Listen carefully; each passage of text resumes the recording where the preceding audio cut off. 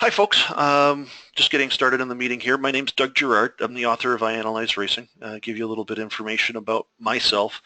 I've got, well, since about 92, I think, I've been involved in the racing industry, writing either data acquisition software or software that does the command and control and data acquisition from different for different component testing machines, from shock absorbers, springs, sway bars, that kind of thing. My customers include most F1 teams, almost all NASCAR teams, or no, definitely all NASCAR teams in just about any NASCAR series you think, all the way down to your local dirt track racers. If anybody's ever heard of a Rohrig shock dyno, then I write the software for those, or have written those for those, and I'm still kind of involved with the company that owned them now, because a company called MTS purchased them, and so I've been doing race car related and racing related software for quite a long time, and I got sucked. I was very hesitant to get involved with iRacing because I knew it would become an instant time suck, because I'd be at the racetrack all the time, and I'm sure you guys are all familiar with how much time it takes to go out and have some fun with that. And I finally broke down. A bunch of guys that I work with of varying racing abilities convinced me to do this and get onto iRacing, and got onto iRacing. And of course, the next thing you know, we all want to start looking at data. So we're looking at Atlas and the Motec software, and it's just, it's kind of clunky to use. I mean, it's great stuff. You've got to learn the packages. There's a lot of knowledge you've got to acquire to make those useful for you, even though there are a bunch of templates and stuff that are already out there. They are a little bit more sophisticated than maybe what the first-time racer is going to be looking, or the iRacer is looking for. And so they got on me and said, no, you've got to make your own data. We need you to make data acquisition software for us. And finally I broke down and said, yeah, we should. And that was the birth of iAnalyze Racing, which is what we have now. And it's grown up quite a bit. It's got a lot of things it's a lot more than just data acquisition software. It has a lot of things to help make your iRacing experience better. For example, voice commands, being able to say pit stop, add 5 gallons, change right side only, and having it repeat it back to you. You get in the pits, poof, that's what it does. That's a good thing. The pit countdown timer, and a number of other things I think are really useful for just to make iRacing itself easier to use. Because if you've ever had to do a pit stop while you're racing, especially on a road course, but even on an oval, it's distracting if you have to hit the keypad, take your hands off the wheel. Yep, we sure can. Welcome. And, I've got to say that I was really excited that Stephen asked us to be involved with the NeoTransAm series. I really can't thank him enough for that. I mean, he is one of the most conscientious, on top of things guys I've had to deal with so far. And you really have a wonderful gentleman running your series. And I hope it's a big success both for him and for you guys, and you really enjoy it. So, and I'm really just very excited to be part of it. And I really want to thank you all for being here, and hopefully we'll get into iAnalyze Racing now. And that'll give stuff. And please feel free to interrupt with questions if you'd like. More than happy to answer questions as we go along. My idea here is to kind of give you a 50,000-foot view of iAnalyze Racing, and kind of walk through how different things work and different techniques you can use. Hopefully it'll just be about an hour. We are recording the session, so we're going to put it on the iAnalyze Racing YouTube site, and it'll be on the website as well. And so you'll be able to walk through or be able to get to review things from that. This is going to be very similar to what we've done for different user group meetings as well. And that's one of the things that we'd like to do. Is customer support's really important to me, and I try to do the best job that I can. And we'd like to have teaching sessions and user meetings and such, where folks can come in and ask questions, or perhaps even say, hey, this is how I'm using the product, and maybe it's useful for other guys, and really kind of grow the community of data acquisition users out there, and kind of help educate folks, and certainly grow the iAnalyze Racing community as well. But my reason for doing all of this initially or nowadays is that I really get excited when guys get into data acquisition. We talk about some of the cool technology that goes into racing, and the science behind what actually makes a race car handle and go fast. It's kind of an interesting thing, and lots of interesting math and technology involved. And so the more people that learn about it, I think the better it is. And I'm really kind of growing a passion for the education side of things. And so with that, we'll get does anybody have any questions or anything to get started? Or Stephen, do you want to say anything?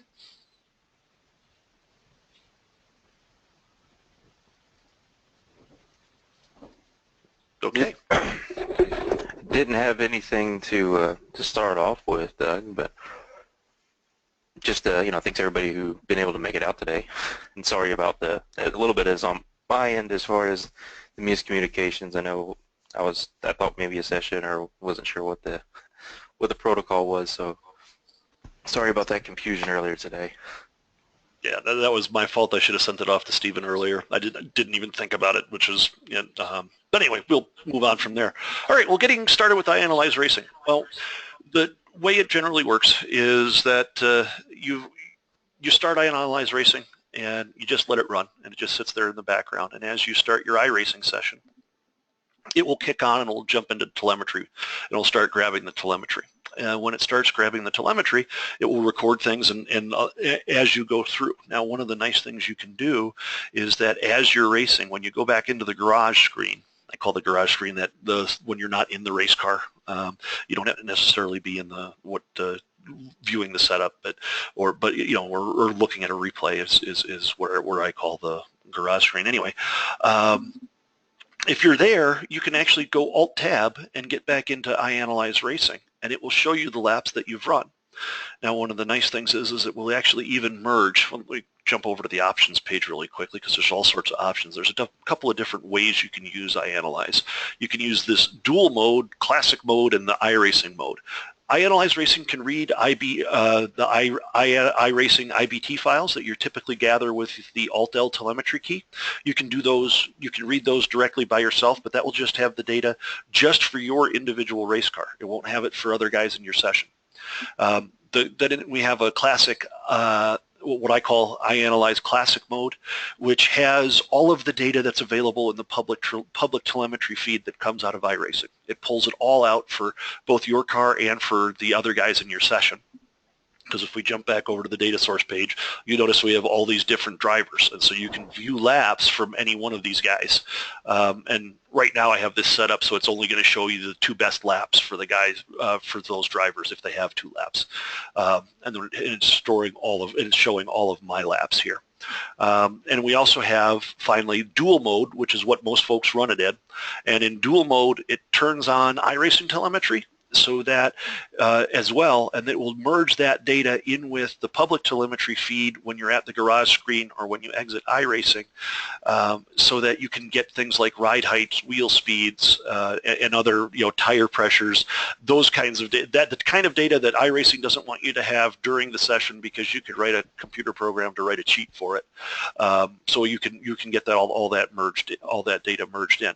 One of the unique features of iAnalyze Racing is that we do offer the ability to gather data from other drivers, and this is actually a really neat feature. Now, one of the downsides of getting data from the other drivers is that you're only limited to the 5 signals that you have, which is track position, speed, engine RPM, gear selection, and steering wheel position. You only have those 5 signals for all the other drivers. I mean, iRacing couldn't very well send all 100 signals that it sends or 100 or more signals that it sends for the individual drivers as part of the public telemetry feed. So you do only have the basics, but that does give you enough where you can compare your laps and stuff to what they're doing and speed-wise. And often, actually, let's take a look at this. If we go to the we'll take a look at what that means here in terms of things. On the getting started with iAnalyze Racing, one of the first things you have to understand is the concept of data sources. And you'll hear me say data source and data lap or reference lap or data lap source or reference lap source or any combination of those. And what it's really talking about is picking what laps you're looking at. And so your data lap would be the lap that you're currently working on, and your reference lap would be the lap you want to compare it to. And so, for example, like you could pick my lapping and say, hey, show me my fastest lap, and then I want to compare it again, and I want my data source now. I want to compare again to this driver's fastest lap, and it will automatically pick those laps. Or you could pick a lap out in particular and say, hey, compare these 2 laps. Or you can even shut the reference source off entirely if you want. So you just have a number of different ways to choose these data laps. You also have the ability to choose a map lap. The map lap is generated just through the race car. I used Dead Reckoning because it was pretty easy, and Dead Reckoning is just a way of navigating around the racetrack, and it gives you a fairly, up until the advent of GPS stuff, it was GPS. Dead Reckoning was the way all data acquisition systems worked, and it still gives you a very accurate look at what the track is and gives you an idea of what the car is. So when you're going through and comparing things, you can do all sorts of things. Now, one of the nice things is that each of the source selection items, whether it's for the data source, the map, or the reference source, has a number of different options. One, you can click Browse, and as you'd expect, this would just bring up your common Windows file dialog, where you can actually you can just go and look in the iAnalyze racing directory for all the data you have, and all the data is stored by car and then individual racetrack, and then depending upon the configuration of that racetrack. And it'll only show you the ones that you've actually recorded for. Okay, so you can do that. You can open up data that way, and there's also three kinds of data that'll let you look at. You can look at an iAnalyze racing file, an iRacing IBT file, and you can also have an individual lap. One of the nice things you can do is you can share laps in iRacing or iAnalyze Racing, so you don't have to have the whole session of data, which typically run around 30-40 meg during the course of a session. And so that's one thing. Now, the other nice thing you can do, so for example, let's say you wanted to find a lap that somebody might have run at some point for the car. You can click on the online button here, and this will go to our public database. And it will also go to your team database if you're a member of a racing team. So you could you could select a particular team you wanted it to look for data from too, and oops, I didn't mean to click that guy. So you notice we have the Mazdas selected here, and you can click Find Laps, and it will run up to the web, and it will show you if you have any team data. It'll show you what data you might have available and indicate whether it has a setup available. And it'll also, at iAnalyze Racing, it will show you what it might have available for the individual things. And you can see it'll show you, hey, this lap has a setup in it, and this lap doesn't. One of the things iAnalyze Racing does is it eases your setup management quite a bit. Every lap you do, it records the setup you used for that lap. And it allows you, and you can control whether that setup gets shared or not with the public, or your lap data gets shared or not with the public. But you have the ability to get those setups and save your setups. Now, one of the nice things that's really good for, if you're out doing setup work, you don't have to remember to save it or even remember what changes you made. If as you're going through doing setups, and let's go back to my driver here. As you're going through setups, you could say, hey, I want to save this setup, and if you want to get back to that setup, you can save it back out to your iRacing directory, and when you do that, it'll save it automatically. You'll notice it goes to my iRacing setups directory here for the MX-5 Roadster, and it will save out the summit point lap with the particular lap time that it's set, and it will save that setup out there, and you can just load that into iRacing again. So you could just make change after change after change, and if you want to go back to one that you wanted to, you can just save it back out, and you can pick it back up, and you don't have to save it every single time. Now, this data doesn't have any setup stuff in it, but we do have a setup report that is, if you record with the latest version of iRacing, you'll actually get the setup data as well. So that will be embedded in the system as well, and you'll be able to compare the data source setup and the reference source setup, and it will highlight where things are difference in the setups as well.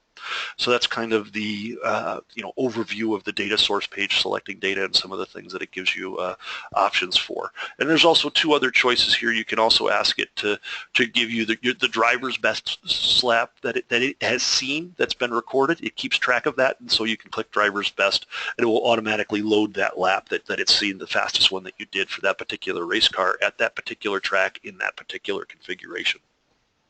Okay, so do you have any questions on data sources?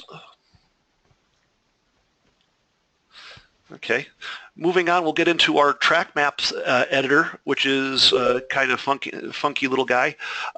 This helps you lay out the racetrack and break it up into individual corners. And this is useful at a number of different things. One, it helps identify where you are on the racetrack in different plots, and this is very helpful in the steering plot, as we'll see. But it also just helps break up the corner, and it also helps build the segment time report. And the segment time report is useful in helping you figure out what you're doing in varying corners and different or down different straights in terms of how much time you're spending on each, and gives you an idea of where you can look at stuff. You can, rotate this guy around into any direction, any display that you prefer. Some folks look at Summit Point this way. Other folks look at it this way. Other folks may like it this way. Who knows? But you can spin it around to your favorite way. And then, of course, you have the segments that break up these corners, because you start straight here, turn one, straight coming up into turn two, and add cycle. You'd also see these blue bars here are actually the iRacing sectors as iRacing defines them, so you have those available to you as well. One other thing that is useful, and I find oval guys like to use this, is you have the ability to add markers to the track. And markers are doing things like you can select different types of markers. Let's say you wanted to I want to find the fastest I went in this session, or in this segment. Okay, you get to select the function that you're looking for. It's either the maximum, minimum, the entry or exit when you're entering that segment or exiting that segment. We're just going to look for the maximum, and we're going to say speed, and then we'll pick the segment. We'll say we want it in segment 1, and then we'll add that in, and that will add a segment on here. So now whenever we bring up a map or go to the map page, which we'll get to a little bit, you will see that it pops up the maximum speed, and you can move these guys around. You can see the maximum speed for both the reference lap here on the left, or the data lap here on the left, and the reference lap on the right. And so you can use that. A lot of oval guys will use that to look at the entry and exit speeds from turn 1 and 2 and turns 3 and 4, so that they can get an idea of how well they're cornering, and also taking a look at where they're. You can also do things like say, hey, show me my minimum speed in those 2 corners, and it will show you those. So those are kind of that's the functions you can perform with the map editor, and you have a fair bit of choices about what you can do in terms of what you want to add, and you can use any signal of all these iRacing signals that they provide. If there's anything of particular interest to you, you can find all those and look at those. So that's the. Oops, I didn't do the right thing there. I wanted to get rid of that marker. There we go. Okay, and so that's kind of the whole data source page and all the things you can do on it. You'll spend a lot of time here really just looking at just selecting laps. I mean, there is one feature that we just recently added is we have this stint, and what it looks for is it looks for all the stints between pit stops, or you got out of the car and got back into it, and it gets the list of laps for all of them, and it will show you the relative time drop and how much fuel you're used, etc., in terms of timing and fuel, so you can get an idea of what you're looking at in terms of a trend in terms of as you continue on in the fuel load or in that stint of driving that you're doing, and it gives you kind of an idea of tire or of lap time improvement or improvement or degradement as you go through things. So we'll move on now to the driver page. The driver page has a number of different ways to look at data. The way this is broken up right now is up at the top here we have a time gained lost plot, and this compares your data lap to your reference lap, and if it's red, that means you're behind. The data lap is behind the reference lap. And if we go to the data source tab, we could actually see that we're looking at my most recent lap, which would be the last one, versus my fastest lap on this guy, which would be this one. And in fact, the reference lap is a little bit faster by about 2 seconds. Yeah, by the way, guys, I'm a horrible driver, so please don't pick on me too much. But you can kind of see where on the racetrack by looking at the plot up here. You can see where on the racetrack losing and gaining time back. And we have on the driver's page for the plot, you have speed, steering, and the pedals. The pedal positions for both brake and throttle as well. And one of the things that I recommend doing is when you're setting up iAnalyze is you set up so that your colors of your that you use are the same color for the same color but different shade for individual signals. So for example, on the break signal, I always make the data signal a lighter shade of the color of the signal. So here it's going to be a bright red, and my reference signal is going to be a darker red. This way I know when I'm looking at that data anywhere in the program which signal I'm looking at, whether I'm looking at my data reference or my data source signal or my reference source signal. And I do that with all the signals. So like throttle is green, but light green for data, dark green for reference. Miles per hour or speed is going to be, bright blue or dark blue. Steering wing angle, orange, and kind of this brownish because that's part of the orange family when you're doing colors. Anyway, and you can see here, you can get an idea of where exactly the plots here show you what you're doing with the steering wheel. How you were steering, and you can see on the reference lap for steering in here as we scroll in, you can see I turned in much more here on the reference lap than I did on my data source lap. Notice the color background is changing here. This color here is indicating that I'm in turn route 1, and if you look over at the track map over on the right hand side, you can actually see that there in fact is we are in fact in that corner, and it's kind of showing you in that kind of highlighted area, that greenish highlighted area, where we are highlighted, where we are looking at in the zoomed area, but it's also showing that we're in the red area that's in that corner. You'll notice on the right-hand side you also have a data lap and reference lap that shows the steering wheel position, throttle, and brake position for both the data lap and reference lap. And so at that point on the racetrack where the cursor is, it's showing exactly what the reference driver was doing and what the data lap driver was doing.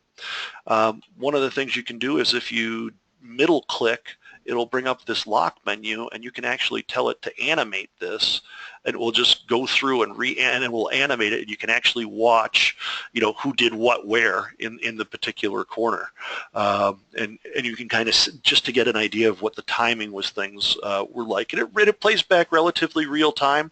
You have the ability, you can make it go through faster if you want, or you can make it go slower as well. So you can change the animation on that as well. That was a feature folks asked for. One of the features in the future that I'm looking for someone to help me implement is the ability to do screen capturing so that you can actually see your screen of the lap that you've recorded with the data. And so you'll be able to animate that and get an idea of what you were doing to remind yourself of what you were doing and where to compare the two. And if you had the data for both of them, you can have them side by side. And so you can see the in-car picture about where they are exactly on the racetrack and as well. But that's a feature that's going to be coming. It's going to take a while to get done. It's probably not going to be there for a year or so. And also it has the lateral longitudinal G, just the G meters. Those are typically, guys like to see that just to compare how hard somebody is going into a corner, exiting a corner, etc.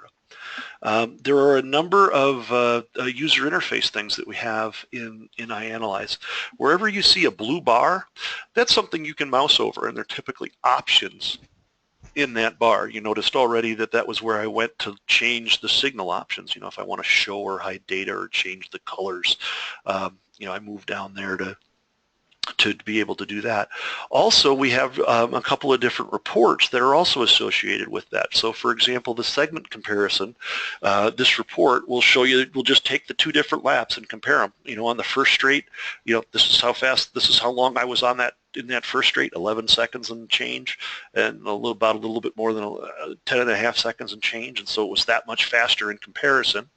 And when I got onto that, into that straight, I was going these particular speeds, and when I got out of it, I was going, when I got out of the speed, I was going this particular speed, and of course I'm braking at the end of the straightaway, so these go slower, and it kind of shows you what the average speed was as well, so you can get an idea of that, and it does it for turns as well, so you can get an idea where you're gaining and losing time rather quickly. So if if your speed plots look pretty close and what have you, you can just look through here and just look for where it says red, and that will show you where you're slower and how much slower.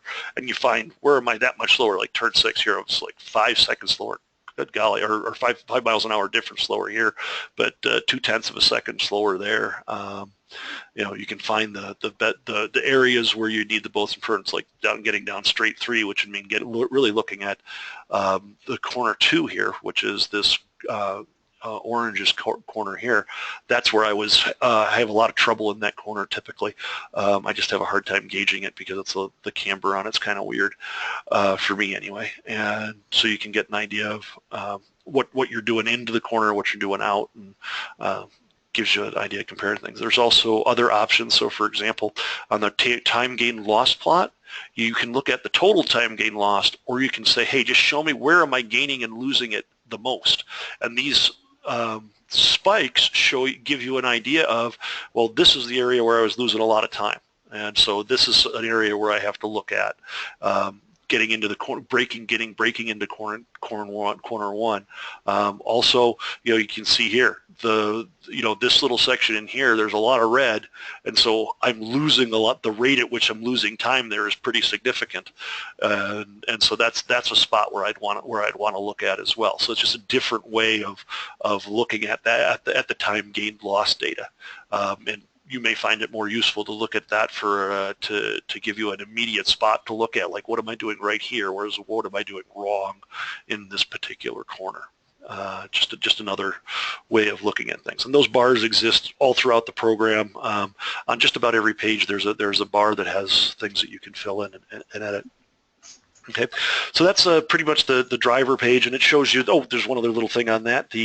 Looking at the driver page, you can also rotate the plots. So if you want to see something in a little finer detail or closer detail than what we have, you just rotate them through, and you can take a look at, if you wanted to look at the pedal positions, what have you. And so if you just wanted to compare throttles, you could do that as well. You can see I'm a pretty binary throttle guy. When you get these little guys in there, it's not a good thing. And this is, by the way, this is much smoother looking data, or much cleaner looking data than what you see in a real race car. There's you tend to see a little bit more of the sharper corners in iAnalyze data than what you would see in a real race car. Which I guess the next tab we could look at here is the steering tab. This is one of the more interesting tabs, and really one of the ones I'd recommend getting Bob Knox's book for, which is A Practical Guide to Race Car Data Analysis. His book has a lot of information in it, but this page was relatively derived from reading his book, and it kind of gives you some idea as to what you're actually doing with the steering, and gives you a number of different signals that you can look at to try to help diagnose where the problem is coming from. Like, for example, is the setup problem you may be having, is it a setup problem, or is it driver induced in terms of turning in too quickly or too slowly, or what have you. Now, the left-hand plot on this is, I think, the single most interesting, the two left-hand plots of the data and reference lab that has the lateral acceleration versus steering. This is, I think, the single greatest tool to helping you diagnose and find where you're oversteering and understeering. Oversteering, you tend to recognize that a lot more. But there are times that you can be understeering and not know it, and it actually hurts your lap times. And so being aware of that, this helps figure out where that is. Now, how does it do that? Well, I can tell you that in the iRacing world, for whatever reason, turning left is positive degrees and turning right is negative degrees. I don't know why. It's backwards of the way I would have thought of it, but it is what it is. So what it does is, as you look at this, let's look at the reference graph because it has the most example here, is that as you turn the steering wheel to the right, or to the left, I mean, you're going to turn it, the graph is going to go this way. And if you think about it, when you're going into a corner, you turn the wheel a little bit, you get a little lateral acceleration. You turn the wheel a little bit more, you get a little bit more. You turn a little more, you get a little more, a little more, a little more, till at some point you've got the wheel turned enough that if you turn it again, you're not going to get any more lateral acceleration, and you're going to be scrubbing speed at that point, and that's push, right? I mean, by definition, that's push. And that's kind of what this shows. If you get an S shape, and you'll always have a little bit of an S shape unless you're perfect, but when you get this S-shaped graph, you know that you've got push in the car. Now, some of it's important. I mean, some of it's good push, some of it's bad push. It always seems, loose is fast, but almost guaranteed that you're going to have, it's going to be just a little tight in corners to help maintain control. And what it shows you is that as you turn in left here in this blue track, and this is where it's useful to kind of see in this blue corner up in here, you can see that as I was turning in here, I got to about here, and I just kept turning in, and it would kind of look like it was hopping a little bit, honestly, with the spread of the lateral G popping up and down here. But you can kind of see that it flattens out, and when it flattens out, that means I'm pushing through that corner. Probably, perhaps the better place to actually even see it is in the turn one, because in turn one you can see it kind of comes down to here as I'm turning right. In this case, I get around to about 80, 65, 70 degrees, somewhere in there, and it flattens right out, and I get very little extra lateral G, but I'm still turning it quite a bit. And so you can see that you're pushing there. Now, if this plot were to look like an X, that means you're getting loose. And actually, you can see in the top plot that in this corner, the second corner, looks like I did get a little loose, because it comes up here, and then all of a sudden, my steering wheel just, all of a sudden I start losing, my steering wheel starts coming back, and that's probably because the back end's starting to come out on me a little bit, and I'm counter steering, so it kind of loops back into me over here. And so it kind of helps identify where you're loose as well. And I find this to be a very useful thing. You have another other signals that are useful to you, and Bob Knox's book goes into this a little bit better. But the corner radius, this is a function where you can determine the instantaneous corner radius that you're steering the vehicle through. And ideally, what you want these to look like, and I don't have one really good corner, but this is close. You kind of want this kind of flat tabletop thing that kind of comes down, is flat, and then kind of comes out.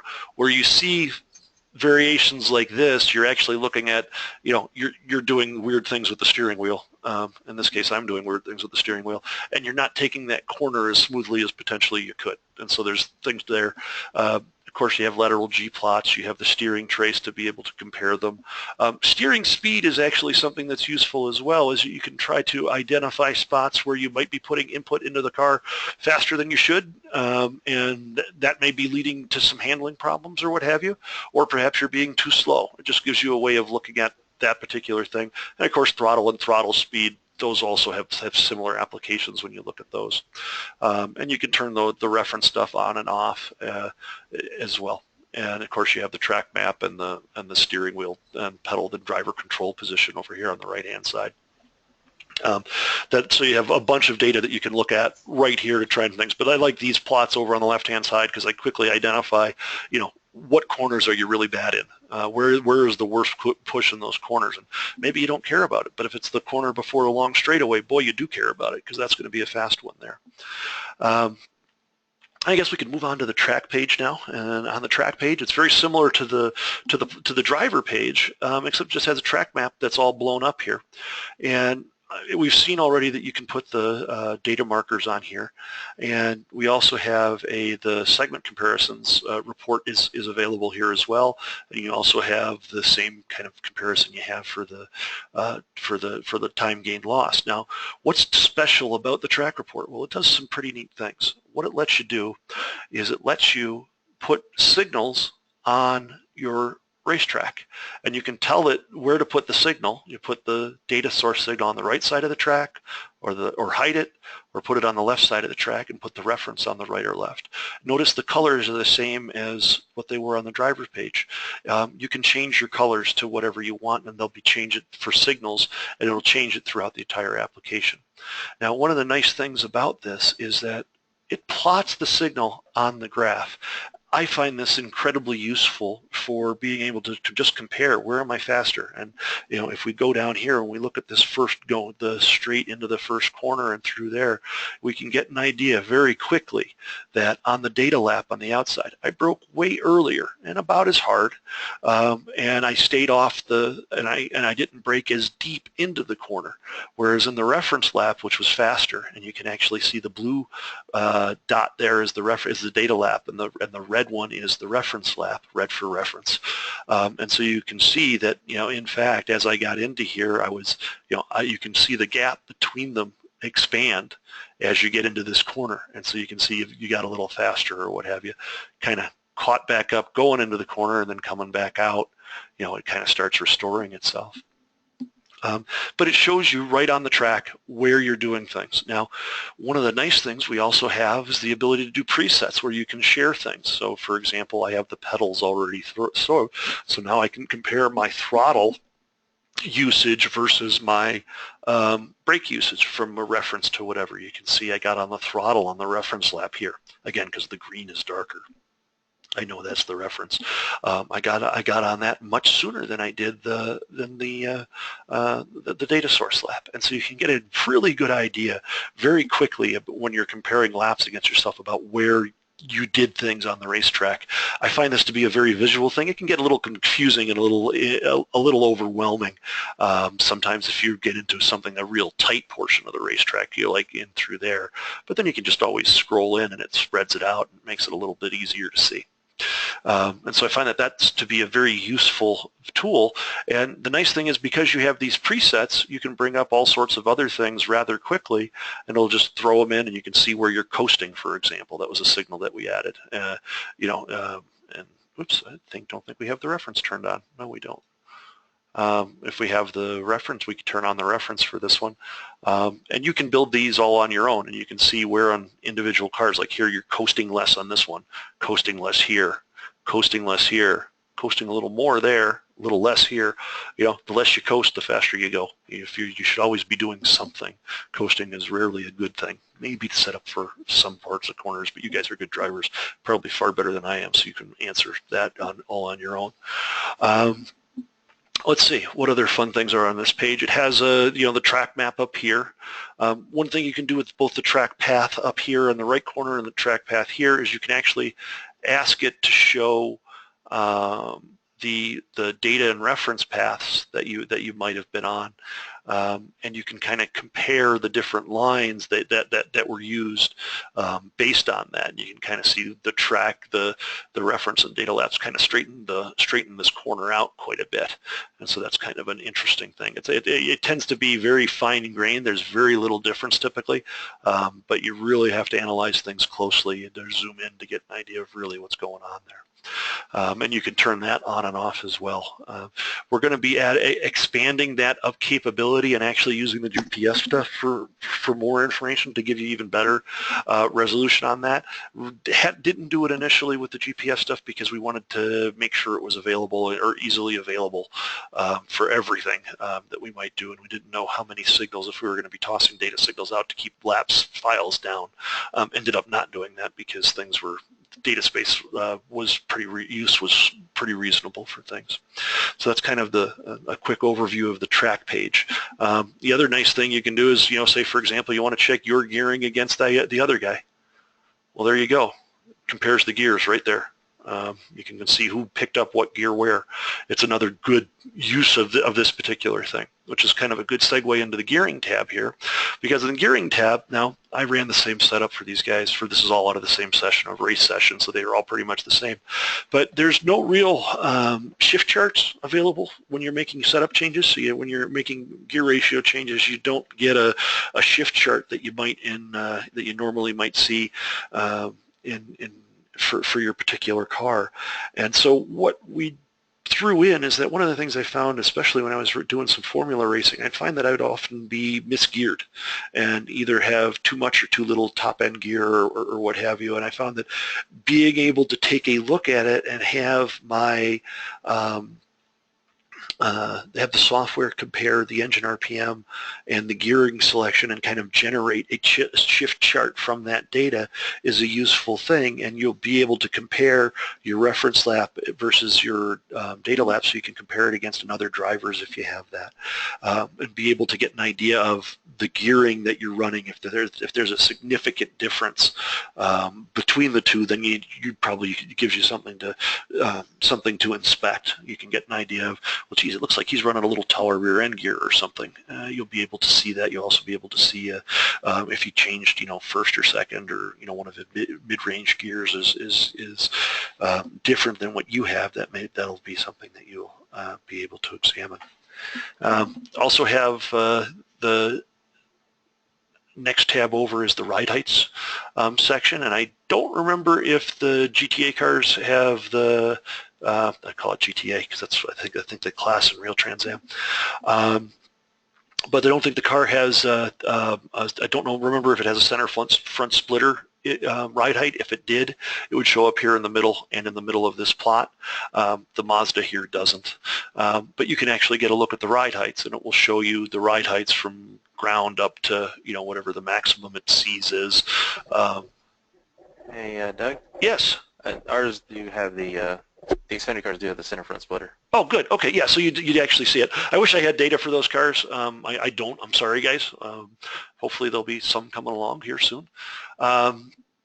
But it kind of gives you an idea of the ride heights of where you are, shows the comparisons, the reference, has the nice bar graphs. You can do the same animation. On any of the plots, you can do the same animation stuff. So if you wanted to watch what it was doing, you can even say, hey, I want to look in this corner and zoom in, and it'll jump into that corner and then show you the plot. If you just wanted to watch that over and over and over again, you can actually watch what each is doing in the corner and get an idea of what the race car was doing. It may help you figure out what the setup is. And so that's so you can look at the ride heights, and of course, with the center front splitter, you have all the same thing. You want to make sure that you're not bottoming out and dragging it on there, but you want to get it as close as you can to seal up that airflow as best you can as well. Harder to do on a road course, of course. Anyway, and we also have damper stuff available. Now, ride heights, tire temps, and dampers are all three things that are available only if you're in dual mode. If you don't have a dual mode on, if you're using classic, you won't see that. You'll see it if you also open an IBT file. So you'd be aware of that. The damper page. Now, dampers are kind of an interesting thing, and basically the way you talk about dampers and the way we look at them here is we break them up into a histogram. And what that means is we break it up into a number of bins where each bin represents a range of speeds. And in this case, it's going to be 0 to 1/4 per inch per second, 1/4 inch to 1/2 inch per second, 1/2 inch to 3/4, 3/4 to 1 inch per second. So there's 4 bins per inch per second here. And it's going to break those speeds down into those bins. And what you're looking for is you want to get essentially what looks like a very well-balanced bell curve. Now, this is theory, because when theory meets reality, it changes a little bit. And what I mean by that is that it's going to be the shape of that bell curve that your driver prefers is going to change a little bit based on how they steer, how they prefer the car to be set up, and also the track and the track configuration as well. But you'll get an idea of what that looks like as you work with the software and you learn how you like to set up the car for yourself or for someone else. You'll get an idea. And really, Doug? Yes. Sorry. There's another question in chat from Craig. You want to know, does it show the minimum ride height before hitting the ground? It will show you the minimum in number only over on this side, and actually it shows you in the bars as well. You can kind of see it over here. So for example, the minimum, it shows it down here, and the maximum up here as well. So, I mean, and I guess on the different race cars, this is one thing I've never clarified with iRacing. Some cars, I believe the ride heights are from the lowest part of the frame rail near that corner in front of the car, in front of the individual tire. And I think it varies from car to car as to where what that ride height actually is. Does that answer the question?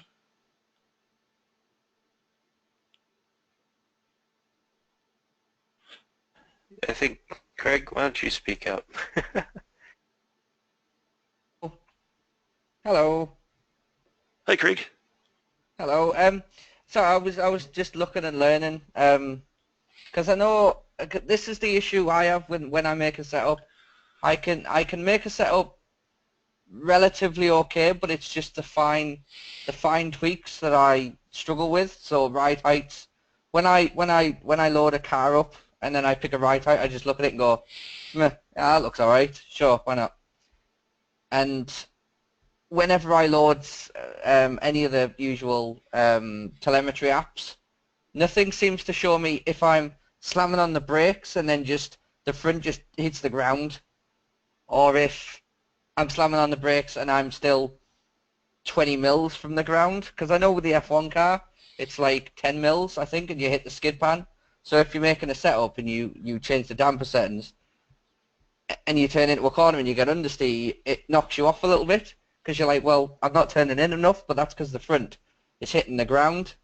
I Granted, I'm quite new with oval cars at the best of times with the B-Class, but I didn't know if it showed that's the minimum that you drove, that setup allows you to drive, or that's the minimum of the car, is a question. Yeah, yeah. This is the minimum that you drove. Now, I mean, that's. I think to get the answer for the car is you just have to keep lowering your ride height as low as you possibly can, and then go get do a couple of laps and see what happens, and then you'll be able to take a look at as low as you get, and if you're hitting the ground, you'll actually see it bottom out and flatten the curve out.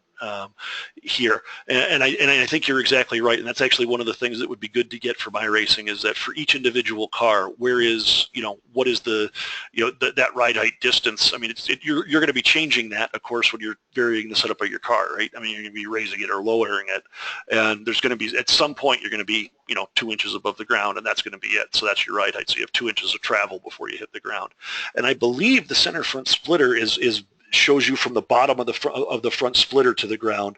So if you look at that value, you'll actually see if it hits 0, you're in the ground. Right. Yeah, so that ought to give you the answer that you're looking for, as opposed to what the corners are actually doing, because they're a little different. And I don't think you'll necessarily rub one side. It'd be interesting if you did, but if you did, you'd find yourself in a horrible push, right? So because you wouldn't be using on the tire as much anymore. Anyway, so does that answer your question, Craig? Yeah, no, that's fine. Yeah, because it depends on the car, and unfortunately, like anything, you're gonna have to go out and experiment with it. I drive 1,000 different cars most of the time, so Yeah, yeah. So, but that's one of the things to add to the list of things to do to experiment with, right? I mean, that's the thing. So, okay, yes, yeah, guys. I'm sorry, don't have my acknowledgement on the chat. So, Stephen, that was awesome that you brought that up. But don't feel free to speak up, guys. It's not at all that. Don't worry about stopping me. More than happy to take questions and answer them. Okay, so getting back to the damper page. So what we're looking here, I think we were talking about the speed and looking for balance and such. And there's a couple of things about the dampers that you have to understand, and the first one is where weight transfer happens, and that's in the low speed area of the damper. And the low speed area, depending upon who you ask, a couple of guys will tell you different things, but I typically say anything below 1 inch per second is where the handling of the race, where the weight transfer of the race car actually happens. Some guys will go up to 2 inches per second. Some guys will go less, depending upon who you're asking and to what vehicle and all that. But on average, it's about 1 inch per second, and that's why we have this low speed boundary that you can select here, and you can say, hey, make that low speed boundary 1 inch per second, and then it will use that to calculate what the percentages are that you're in low speed bump and high speed bump, and calculate what those percentages are when you're looking at things. And one of the nice things about it is that what you're looking for is you want to get the low speed to be about balanced. You want to get the high speed stuff to be about balanced. I mean, that's essentially what you're after when you're looking at this signal. Is you want things that happen at low speed, you want to happen at low speed. Things that happen at high speed, you want to come back in the reverse direction at high speed. The idea being you want handling, you want the hamping at the handling speeds, and corrections for track defects, whether it's a pothole or you hit a curb or what have you. You want the wheel to respond quickly to those when you're handling the things. Now, having said all of that, when you're looking for that balance, you want to kind of get that perfect bell curve. But that's going to depend on the driver, the track, and the track configuration. You will develop over time. You will get the driver will get a preference of what you will see, of what he would like or she would like to see in the individual bell curve. And as you're working on your setups, either if you're the driver or you're working on the setup for somebody else, you'll start to see, this guy behaves better where the car, but he does better when the car is doing this, whatever this might be. Maybe it's a little bit less rebound dampening, so it returns back to position a little quicker than otherwise, or maybe it's the other way around. You don't know. It's going to depend what you're looking for there. Now, when you're using this page, I mean, with all that caveat in mind, you pick the most important corner on the race car. Now, where are we? Not Sears Point. Summit Point here, we're at, the most important is going to be the left car, the left front corner. That's going to be most of your corners that you're going through, and that's the tire that's getting loaded when you're getting onto the front straightaway. So that's probably the first corner you want to start working on and understanding, and probably looking at the fastest corner on the racetrack, or the corner that leads to the longest straightaway on the racetrack.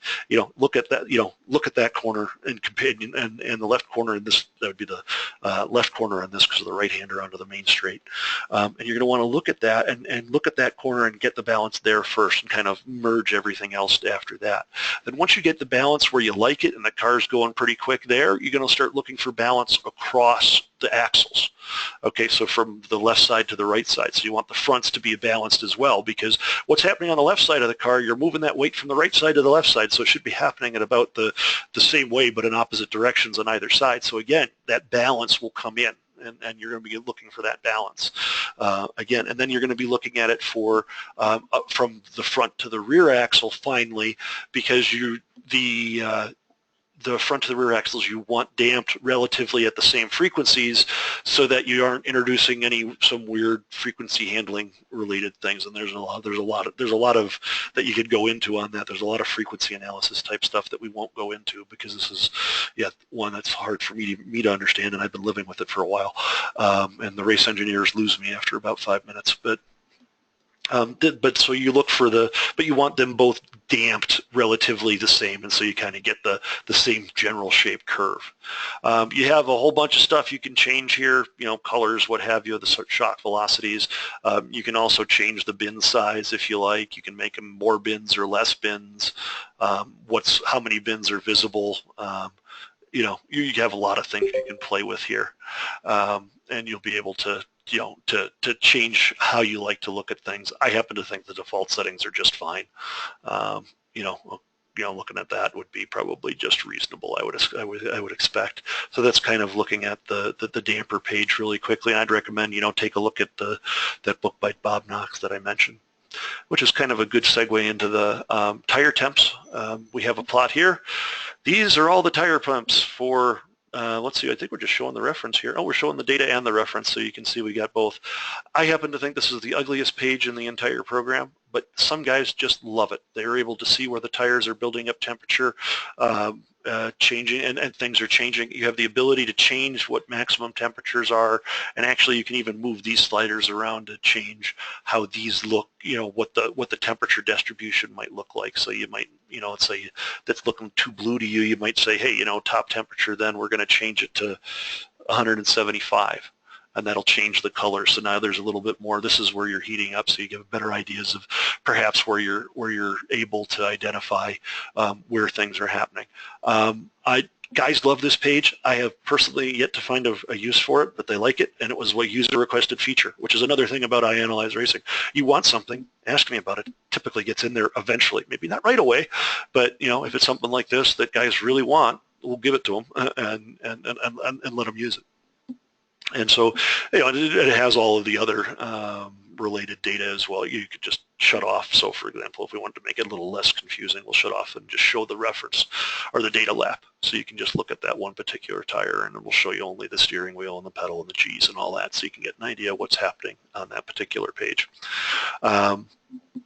Which brings us to our multi-lap page. Our multi-lap page is, I think, kind of a useful tool. I typically use it. I'll go here and I will use it to see how good a driver I am, and I will go and look at, say, for example, the brake signal, and it will plot every brake signal I did, and you can see that going into this corner, I was a mess. I mean, I was braking 200-300 feet. Now, some of that, it was during a race. It may have been because somebody was in front of me or what have you.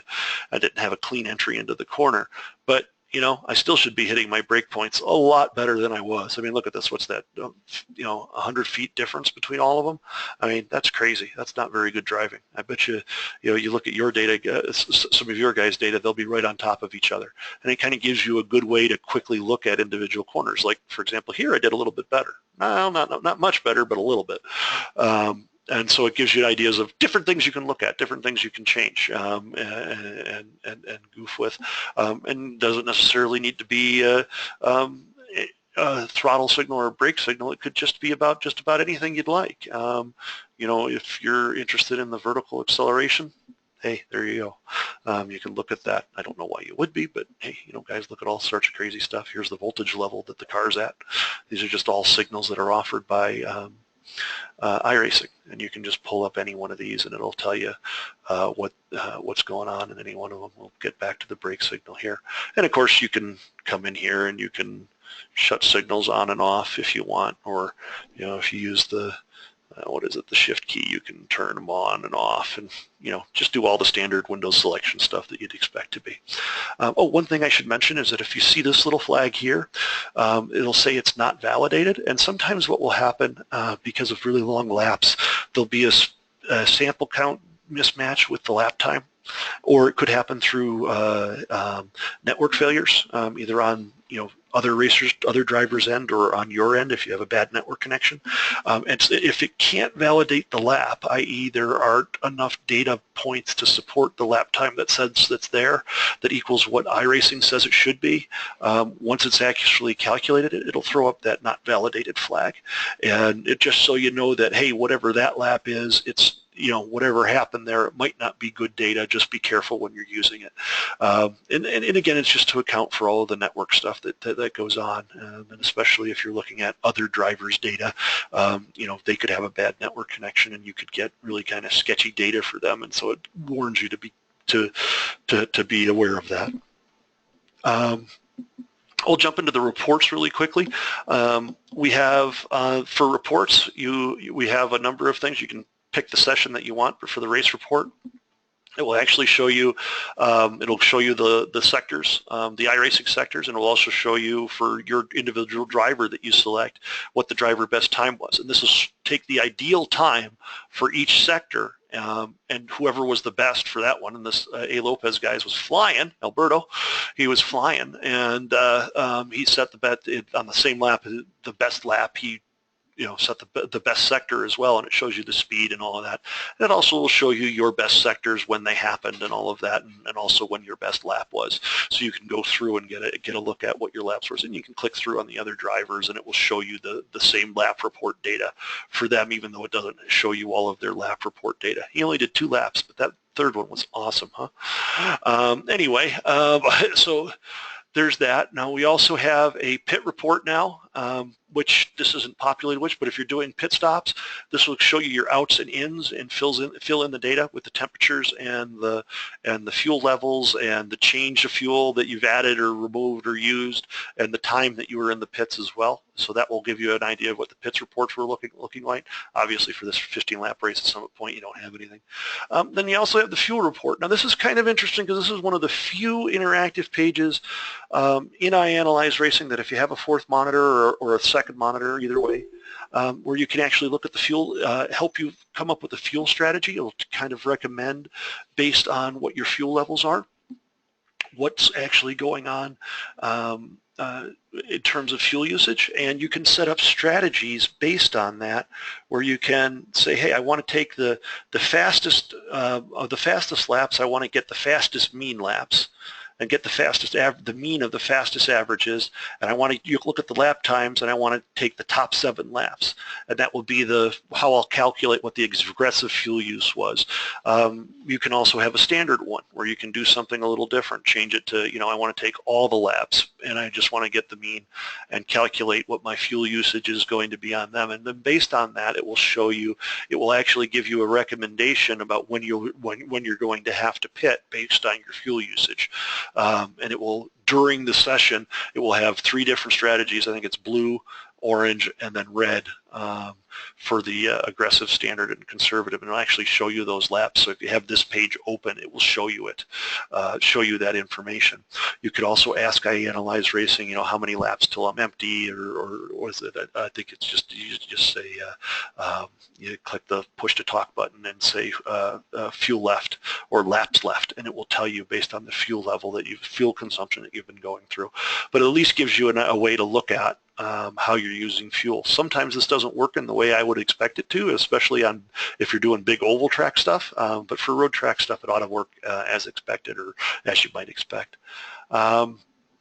And so that kind of leaves us with the last page here is our sandbox, which, okay, so you have all this data and you don't like the way we've done something, okay, drag out a distance plot, and let's throw up a couple of gauges here. We'll throw a driver's control, and we'll throw a G-force gauge, and we'll throw a track path on there. That's what we want them to be. You can drag them around, dock them, move them around, do whatever you want, put it the way you want to look at it, resize them so that they're, a reasonable size.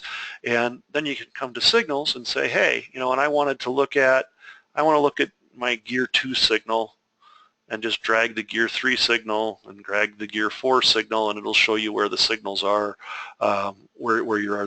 That's actually a bad example for this one, because it just shows you vertical lines because you're not seeing the top. Let's get rid of these guys, and let's do something else. Let's take a look. We'll just look at throttle. Let's say we want to show throttle, and you could also, so you can get an idea of what's going on with throttle, or you can also decide, hey, I want to throw up another distance plot because I want to compare 2 different things. And you just drag them around again, get it the layout that you want. And let's say on this distance plot, I wanted to show something else. I wanted to show throttle there, and I wanted to show a steering wheel, for example, here. You can, and you can see you scroll in and you zoom, all looking at the same area on the racetrack and the same things on the racetrack. So you can lay this out the way you like. Now, one of the nice things, we also have presets here. So, I have some things, here's a tire temp plot, for example. I don't know what that one is. I don't know if I even read it. Oh, didn't say cancel. I must have clicked save by accident there. And it will actually plot the tire temps, so you can actually get a look at, the 3 different tire temps, which is a different way of looking at the way that we looked at them on the tire temp page. So if you like this kind of plot better, you can design that yourself, save it out. You can save it just for yourself, or you can share it, again, because you have the browse presets, and you can go and you can, find different things that somebody might have shared up with the public up there. And I guess that's the sandbox page. It's kind of interesting. Now, one thing we haven't talked about much yet is some of the new integration with iAnalyze Racing, and that's the ability to have your own individual race team. And if we go to the iAnalyze website and you log into your account and you have a team, it'll either show up here on the main page, you'll say teams, right next to the by team, in case you know where to get it. And by the way, I do believe Stephen and I agreed that, if you guys want a race team, that I'd be happy to provide that to users of iAnalyze Racing for guys out of your series for free. So there's going to be no charge for you guys. I mean, it's usually $20 a year. So at least for this year, you can have it for free. One of the nice things is that when you buy the race team, whoever the team owner is, their subscription gets extended to the end of the race team. So you can have it for a very long time. And you can do it cheaper than buying a year's worth of iAnalyze Racing. And what this lets you do, so now we have these teams, and these race teams will bring up the team page. You click on them, and each team has a team blog, a lap database, an intro for a team information and cars thing, doesn't say much. You can select the cars that you want the team to care about. So if you don't, so say for example, you can also describe the team, but say for example that you don't want to be uploading data for every single car that exists in iRacing, you could say, hey, well, we're just interested in the, what is it, whatever the right car here is here, you pick whatever it is, and it will only upload data to the team for your drivers that load that particular car. And this is again all available through the website. And you saw earlier in the online stuff where this is integrated as well. So when I get my laps for this team, this is where it's pulling them out of. You have a whole bunch of data here, but it will pull these laps for my team laps, and these laps are not shared with anybody but the guys on your team. It's 100% private data.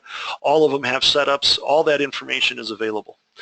Whenever you upload a lap, you can see here a blog entry is made. Of course, you could just add a blog entry here if you want, and you can also comment or reply to a particular blog entry if you'd like. And this is good. So if Ricky uploaded that, we'll just use.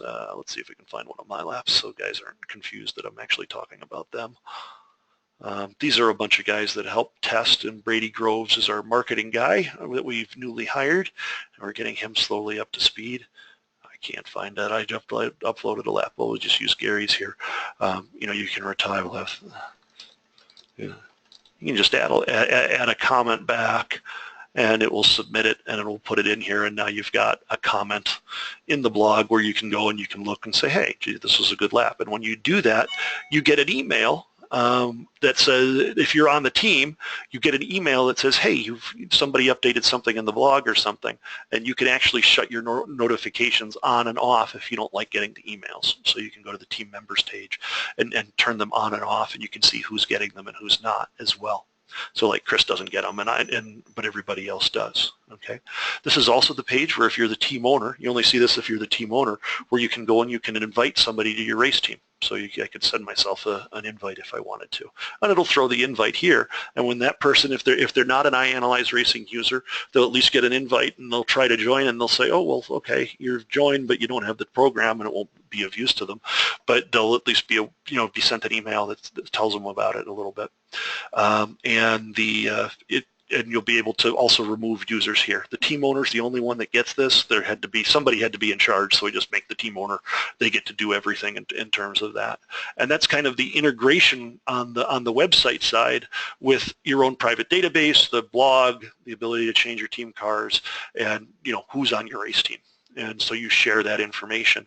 And guys have been using this, you upload the lap, they download it, they try to set up, they might complain about this, that, or the other thing, or say, hey, oh, gee, that really fixed the push that I was getting in turn 5. Thanks, that's what I needed, or what have you. But it just provides you a central place where you can communicate all and store all of this information. So you don't have to be trying to use TeamSpeak and who you're sharing it with, and if you accidentally upload the setup to everybody in the iRacing session, how do you do that? Now it's all right here. You don't have to worry much about that, and you can be on as many teams as you like, whether a team owner or a team operator. Now in iAnalyze, we have the online browse, but you also can hit this button here, which will, if I wanted to, I can say, hey, let's upload a lap, and it will upload that team lap to my teams, whatever they may be, and they'll get uploaded. And when you upload a lap to a team, it'll show up and pop up in the team menu here, and then if I select that lap that I just uploaded, it will go to the website, it'll download that team lap, and when it shows it, it asks you, where do you want to save the lap, and it gives you the choice of where to put it. It names everything for you. It says a team name, Summit Point Raceway, what the lap time was, and you can save that lap, and it saves it out. And if it has a setup in it, it will actually ask you to save the setup as well in the appropriate iRacing setup folder. So the setup gets saved there automatically for you, so you can just jump in and start using it when you download that lap. And again, you can go online and just browse the team section. You can just pick your team and say find laps. It'll show the team that you're interested in, and then you can pick a lap out of here, and it will let you download whatever that lap might be. You can just pick whatever it is. And so that's the integration with the team. We're working on a number of new things here as well. The ability to add dictation comments as you're driving, be able to press a button, do a little dictation, have it dump out to go use speech to text and voice recognition to recognize what you said. It's not perfect yet, but it has some potential, I think. Haven't decided if that's a gimmick or a genius feature yet, but at least the ability to add notes per lap, and that's actually when you upload the laps. If there's going to be a note, if there's a note in the lap, it will automatically upload whatever the text of that note was as well. So there's some expansion there to hopefully improve communication and note taking on setups and such, either individually or amongst your race team. And all of that. We'll quickly go over what's in the options page. There's a number of things in the option page. Voice commands is probably the most talked about, the most used, where you have the push-to-talk key. You're usually prompted to set this right off the top. You press the button, and it asks you to set a key on your steering wheel or on your button pad or what have you, and you're able to set it there. You can't use the keyboard, just one of those. And when you press that key and just press and release it, you don't have to hold it. That'll turn on the voice recognition, and it will allow you to say a phrase. And the way the voice recognition works is that voice recognition is never really sure of what you said, but it does estimate a confidence as to how good it thinks it knows what you said. And it will give you a confidence level over here, and you set a threshold. And as long as the confidence level is above that threshold, it will recognize that that phrase. So if I were to press the button, oops, do I remember? I press the button and say something like pit stop full service. Oops, I missed it. Pit stop full service. Pit stop full service. You'll get it'll recognize the full service, and it'll say the confidence with which it recognized it, tell you it accepted it. And I don't know if could you guys hear the computer talk back to me? Yeah, we could hear it come through. Or Okay. Yeah. Okay. Oh, Yes. good. And that's what you'll hear during the race. And you can do all sorts of fun things. You can say things like pit stop, add 10 gallons, change right side only. Temp, we're adding 10 gallons, changing right side tires, removing tire. And she'll talk back to you. You can do things and say things like, who's fastest? And it beeped at you because it said it didn't quite understand it. It actually thought it said switch to shocks display. That's not quite right.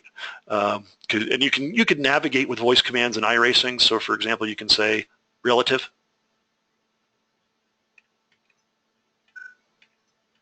Relative. And when it picks it up, it will jump to the relative tab, or the relative black box on the screen, or shut it off if it's already open, just as if you press the key that you would on the keyboard. And there's, you can do other things, standings, what have you. And there's a whole bunch of other choices you can do that. You can also ask questions like, if you want to know who's fastest in the session, you can say things like, who's fastest? Sorry, it's not available. And it's not going to tell you because it's not in a session right now. You can also set the application volume and the voice volume, just little control things. Application volume 11. Sorry, only spinal tap works at 11. Application volume set to 10. Okay, that's a bad Spinal Tap joke. Anyway, let's see, other fun things on here. You have the telemetry mode stuff. We've added this processing mode, so if you don't have that high horsepower computer, say you have an i5 processor or what have you, although plenty of guys are running just as is on i5s, there have been a couple of guys that have said it's kind of slow, and I think it's typically because they're running other software in addition to iAnalyze. Don't know why you would, but hey, other guys do. But in addition to iRacing as well, so you can tell it when to process the data, and if you tell it not to process or limit when it processes data, say, so it's only processing the data outside of a race session, so it's only doing practice and time trial or what have you, it'll log the data and process it as it's getting it through, as the laps are coming through, so that you'll be able to alt-tab to it and be able to look at it in iRacing or in iAnalyze Racing. But if you have it turned off or tell it not to process the data during a race, it won't process the data. The idea is that it's just writing it out to the data stream, and that's all it's doing. It's not doing a thing more than that. And that's the idea is that it reduces the processing speed or processing required in order to do things. You can also tell it with the telemetry management, you can again, if you don't have a lot of memory, let's say you only have 8 gig of memory instead of 16 or 32 or what have you, you can say, hey, I only want to save my top 2 laps. Okay, I save all the laps for me and only the top 2 of the other drivers because that's easy. You can also change the sampling rate. iRacing telemetry comes through at 60 samples per second for every single channel. For my driver, I turn it to 20 hertz and get a little bit more data, just finer detail. It doesn't change much to do it, but I like it. It just improves the plot quality a little bit of what the signal looks like and help define the edges on throttle and such a little better. But for everybody else, 10 times a second is more than enough because I don't want it using that much energy or memory. You can also say, hey, I don't want to look at the other driver's telemetry. Don't record it. Just ignore it. I don't want to see it. Don't waste the memory on it, and it won't do it. And same thing as you can tell it to enable dual mode auto merge. Now this is a poorly named section, but basically what it means is when you're in the garage screen, it will auto merge the telemetry data that was just recorded with what's in iRacing already, so that you'll have ride heights and stuff available. Again, save speed, save time. Some folks don't want it on. You have the ability to turn it on and off. And you can also tell it to clean up your iRacing telemetry files after it's done the auto merge, so that you're not wasting disk space. I mean, you've already got all that data in one file, the iAnalyze file, so you can do that.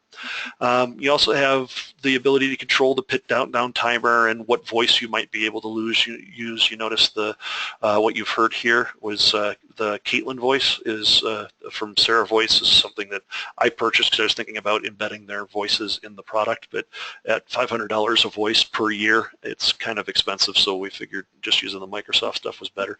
But if you change the voice, you should be able to then hear it here if we go. Who's fastest? Sorry, it's not available. You hear that the voice changed. I mean, Caitlin's much better to listen to, I think.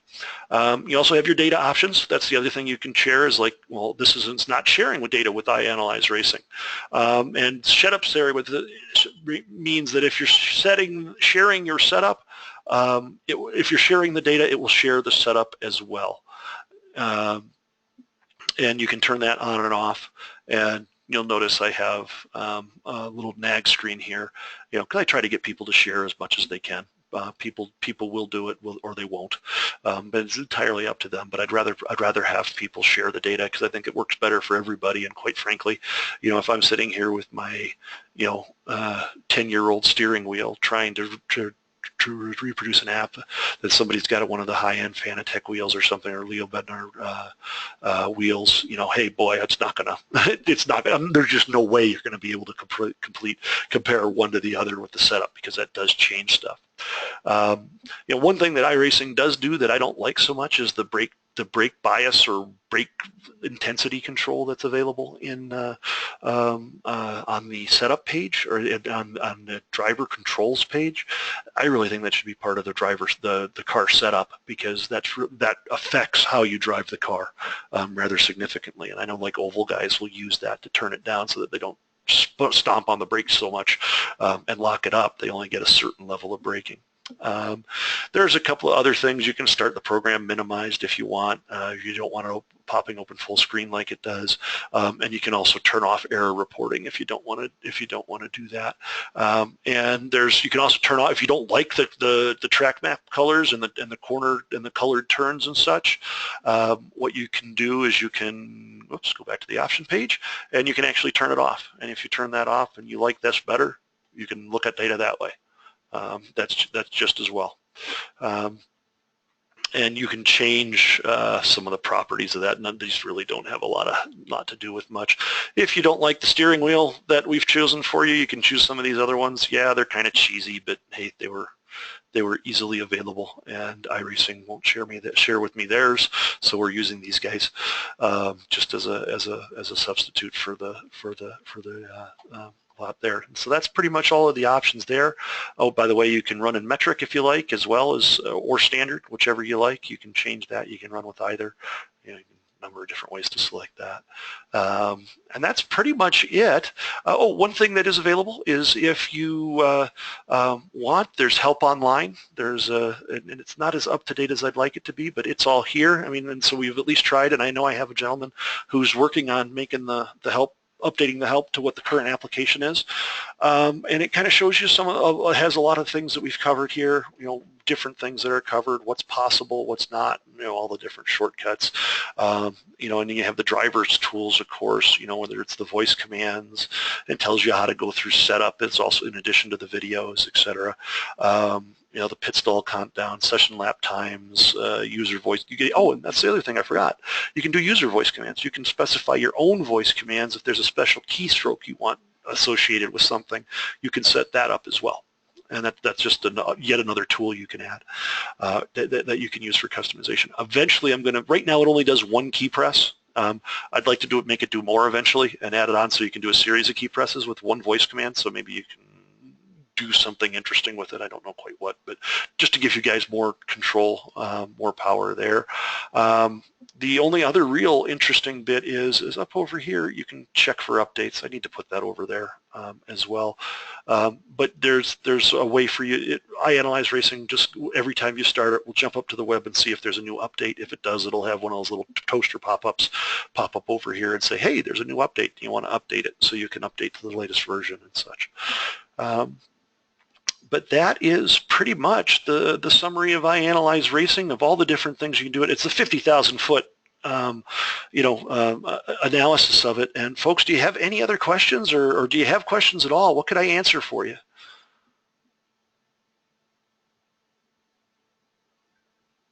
I think you answered everything. I was going to ask about team setups and sharing them, because I don't. Yeah, you answered it anyway. I don't have to share it with everyone. No, you don't. Because obviously with a team event, a couple of the guys were like, "Well, I don't want to share mine with somebody else, right? Who's doing the same series. If it's in a car, I usually share it on the forum. If I was doing something for the Mercedes or something, I'd probably share that with everyone. It doesn't matter. Right, and people can't drive my setups anyway. and that's actually some of the things here. So if you have data sharing enabled, okay, but you have the prevent sharing for cars used by my teams, if any of your teams specify a particular car, it will not share that car at all. It will say, nope, not sharing that with the team, or not sharing that with the general public. It skips right over that part of it. But it, like let's say you're running for the Mercedes as opposed to the GTA car here, then that's what you would show there. It would only show that share that with your. If it was the GTA car, it would share it. If it was the Mercedes, it would say, oh yeah, I'll share that with the forum or what have you. Oh yeah, I probably should mention that. On the on the web page, of course, not only do we have all our fun stuff, we actually have forums that are available. That if there's questions or what have you, and if. So, and we have, let's see, what else do we have? We have the how-to videos all available, and you can do that. We have our cool ads, you guys want to view those or not, it's up to you. But he has, some things I've kind of talked about different things here. This kind of talks about them again, all recorded. We have getting started, and of course we have our user groups meeting, which is where this video will appear as well. And it has how to install it and what your first voice command might look like, etc. So that's pretty much the whole deal. Any questions, guys? I think there's a question over here in the thing. Well, let's see, Christian, what did you ask? I'm wondering about the data logging. Christian's asking, I was wondering about the data logging of other cars in the session. How extensive is it? Can I assume? Oh, okay. No, you can't see that. That was actually one of the things we mentioned earlier I wanted to go over. Thank you for reminding me. So here we are. We're going to go back to the Summit Point, the full data version of it, okay, where we have the other drivers. And we're going to say, let's say we want to look at that Alberto Sanchez lap because he was just flying. I want to compare that to my fastest lap. So we'll select his lap as the data lap and mine as the reference lap. Now, one of the first things we'll do is we'll go to the drivers tab. And in the drivers tab, we'll notice that there's only 5 signals that you get for the for the other drivers. You get their track position, you get their speed, you get their engine RPM, gear selection, and steering wheel position. And you'll notice that this, okay, so we have two speed traces here. Okay, the light one is the light blue one is the reference trace, or the data trace, excuse me, which is Alberto Sanchez's lap, which, by the way, we also have a legend you can turn on. I typically don't like to use it because it eats up real estate, but if you really want to see what lap is what, you can see it's compared. You know, blue will be the data lap, red will be the red for reference, will be the reference lap. So you can see those as well. You can see all of the information up there as well. So you can kind of see where he, you know, down the front straight in this corner, I was way faster than he was, but getting into this corner, he carried more speed into the corner, was able to carry the same amount of speed, but because of that, down the straightaway, he was able to get out a little bit faster, and he carried the speed, went deeper into the corner than I did, so he carried more speed, went through the corner faster than I did, and that hustled him down the straight faster. And then we kind of bounced around doing the same thing again. And then we're onto this straight. You know, again, he comes through that corner faster than I did. I lose a bunch of time here. And you can see that he's gaining that time. So you can see that it has the speed signals. You can also see what his steering was looking like. But if you look on the pedals, it just has one pedal. And it just will show you when you mouse down in here, it just has the dark one. And so that means it's just the data lap because we don't have the braking signals for that guy. Okay, because he's an other source driver. And another indication of that is that the data source, or for the data lap here on the right-hand side for the driver's controls, you can see that it's listed. I should actually hide that for the latitude, longitude G too. So when they're not available, they should hide as well. But the only thing that you have is the steering wheel and gear, and that's an indication that it's another driver. That is what you're comparing it against. And notice there's also here, if we were to show the data path, there is no data path because for that driver, because he's an other driver, we don't have all of his data to be able to generate that. And you'll note as you go through things, certain things will be missing in driver stuff. So Christian, I hope that answers your question in terms of as far as that data. I don't think there are any concerns sampling at lower data because you just don't have that much of it. It just gives you more of what it gives you more an idea of what you're actually looking for. I forgot what I was saying. Sorry, guys. I was trying to look through this thing to see if there are any more questions that I missed. And I think Christian found a bug with the program. Thank you, Christian. I'll look for it. I'll look for the bug showing with the metric stuff. And I think that's about it. Okay. Let's see. Does anybody else have another question or whatever? That's about all that I have. I really thank you for being here. So. Thank you, Doug. Thank you for setting this up and letting everybody kind of come in and learn a little bit more about the program. I mean, I've tried to fumble around and learn what I can and share that with the guys, but it's better to always go straight to the source for the information. Yeah, and you know, if you've got questions, if you're thinking about buying it, call me, text me, email me, whatever. Go to our support page. Just send me a message. It comes to me anyway. I'll be happy to talk with you about it. I think that there's it's a lot easier to use than I think Motec and Atlas, but it also has the integration features, which I think kind of make it a unique product because it tries to be a little bit of everything, and certainly with the team stuff. And remember, you guys get if you want your team, I have to figure out how to make it happen. But if you want a team, whoever is the team boss, contact me and say, hey, I need a team, and you can put as many people on or off the team as you want. But you guys get that for free as part of being part of this series. That's one of the nice things we're hoping to do for you here, and hopefully that will get you started. And so if you have questions about teams or what have you, please get in touch with me. Or if you have suggestions or find bugs, email me. Let me know. I mean, I'm always looking to make things better and work with you guys. And if there's ever any questions, just let me know. Yeah, and just a reminder, we have the iAnalyze section on the Socks Out forum, which Brady's an admin of, and he'll be able to answer questions there also. Oh, right. And Christian had one more question here. He says, can you have multiple Sandbox pages? You only get the one Sandbox page, Christian, but one thing that you can do is that's what the presets are for. So you can just jump, once you got the preset set, you can just jump between whatever that one might be, and just change back and forth between them. Been thinking about adding it, but the Sandbox is complicated enough as it is right now in terms of how you use it, and I didn't want to further confuse things by having 17 different pages or things on there. So that was kind of the idea there. So yeah, and again, the presets are available on everything, or just about anything where you could think that you might need them. So you've got presets you can browse online for in the online browsing tools there on the Sandbox, and there's we're going to be adding it pretty soon on the track maps too, because having to do this first time you've been to East Racetrack is kind of annoying. It would be nice if we had a couple of set maps and broken up for you already, and maybe have markers on them already if you'd like to, or not there. So that's pretty much it. Anybody else? Any other question, guys? If not, thanks again. And I can't tell you how excited we are to be part of the series. It's really kind of a neat thing.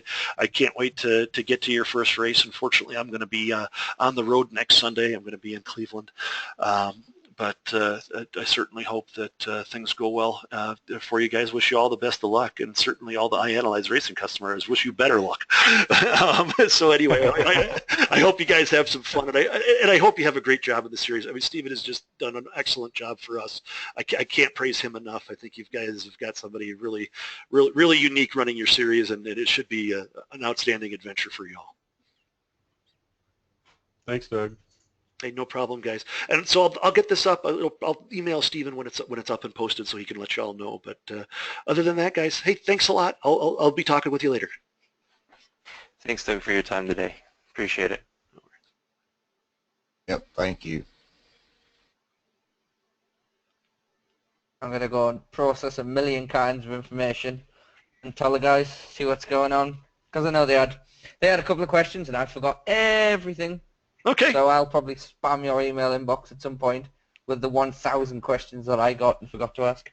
Hey, no worries. And hey, point them to the video too, and when you get the link to that, they can probably watch that and get a lot of their own questions answers, and it might just be worthwhile for them, and we have all our user videos as well, user meeting videos where we've covered similar stuff. So anyway, excellent. I had several questions, and I've been here, for over a year, and you answered every one of them just watching.